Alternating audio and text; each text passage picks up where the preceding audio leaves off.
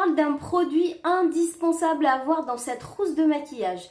Je vous fais tout le temps des tutos make-up, mais je me suis rendu compte que je vous ai jamais parlé de ce produit. Il est vraiment petit, il rentre dans la trousse, il coûte pas cher, il a plusieurs utilités. Et oui, je veux vous parler de ce crayon beige. Alors beaucoup de personnes pensent que ce crayon, il n'a pas beaucoup d'utilité et du coup, beaucoup de personnes ne l'achètent pas. Mais je vous rassure que ce crayon-là, il fait beaucoup plus de choses que vous le pensez. On peut l'utiliser dans la muqueuse comme ceci pour agrandir le regard et encore plus quand on a fait un make-up très chargé. Regardez la différence. On peut également l'utiliser pour les sourcils. Donc si vous maquillez vos sourcils et que vous voulez avoir des sourcils très nets, donc vous pouvez l'utiliser. Et en même temps, il va venir apporter aussi de la lumière. Estompe un petit peu. On peut également l'utiliser si vous voulez structurer votre nez à la place de l'anti-cerne.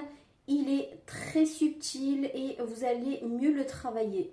Voilà, donc là, vous prenez vos deux doigts et vous venez structurer votre nez. Bon, j'ai pas besoin de structurer mon nez parce que je l'aime comme il est, mais je voulais juste vous montrer un petit peu.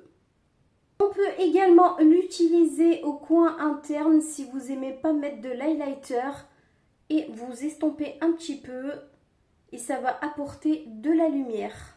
On peut également l'utiliser au coin externe si vous avez débordé avec votre make-up, donc il est beaucoup plus précis qu'un anti-cerne. On peut également l'utiliser ici au niveau de l'arc de Cupidon pour avoir cette illusion d'avoir des lèvres beaucoup plus pulpeuses.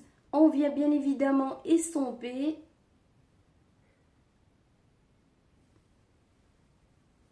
On peut également l'utiliser au centre des lèvres pour dégrader un petit peu votre rouge à lèvres. Voilà tout ce qu'on peut faire avec un crayon beige. Donc je ne veux plus entendre que le crayon beige il ne sert à rien. Bisous!